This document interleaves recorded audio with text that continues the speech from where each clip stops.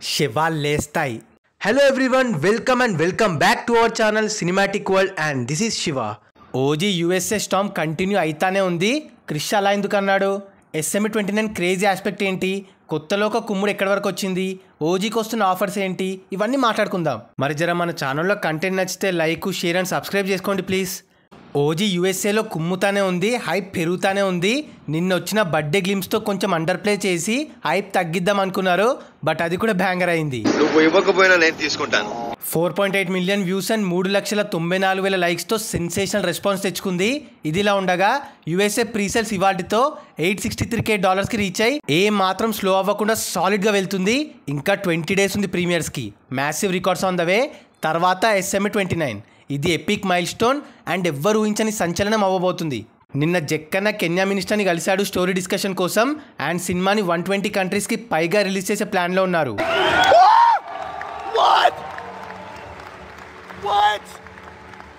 ఇది global cinema అంటే billion ఆడియన్స్కి మన సినిమా రీచ్ అవుతుంది. ఎక్కడలేని ఇమేజ్ వచ్చేస్తుంది. ఏం ప్లాన్ చేశారయ్యా అసలు? ఆ టైంకి ఆ హైప్ హల్చల్ ఏ రేంజ్లో ఉంటుందో కూడా ఇమాజిన్ చేసుకోలేం.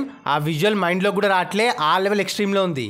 కమింగ్ టు కొత్తలోక, మలయాళం నుండి తెలుగులో డబ్ అయిన lady super hero film unanimous రెస్పాన్స్తో మన తెలుగులో కూడా దంచి వదిలిపెడుతుంది. ఓవర్సీస్లో అయితే ట్రిమ్మండస్గా రన్ అవుతుంది.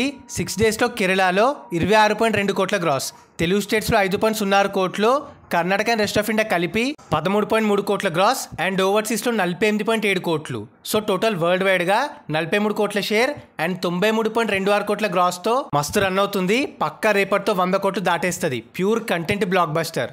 తర్వాత రీసెంట్ ఘాటి ఇంటర్వ్యూలో క్రిష్ వీరమల్లు ఇష్యూ చెప్పాడు.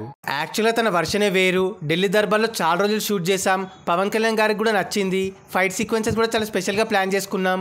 గ్రాండ్ స్కేల్లో ఉండే. ఆ 40 మినిట్స్ ఫుటేజ్ పార్ట్ 2 కోసం పెట్టాను, బట్ నేను వేరే కమిట్మెంట్స్ వల్ల వెళ్ళిపోవాల్సి వచ్చిందని చెప్పాడు. అసలు ఈ జ్యోతికృష్ణ ఏం చేశాడు?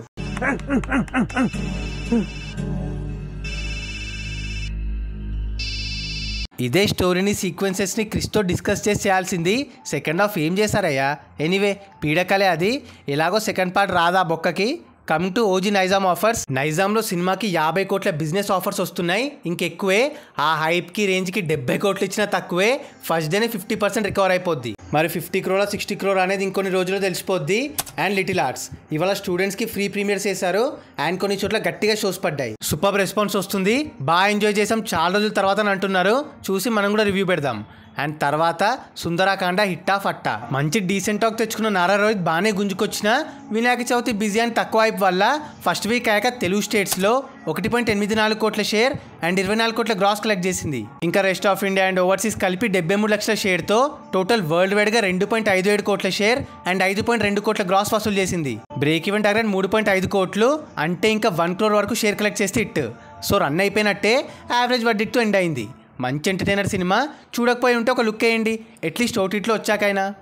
సో అది guys matter. Recent interesting news updates కథ అది ఇది. మరి ఈ వీడియో పైన మీ ఒపీనియన్ని కింద కమెంట్ చేసేసి మీరు వెయిట్ చేస్తున్న సినిమాని మెన్షన్ చేసేయండి. ఇంకో మంచి ఇంట్రెస్టింగ్ వీడియోతో మళ్ళీ కలుద్దాం. Take care, bye. Signing off team Cinematic world.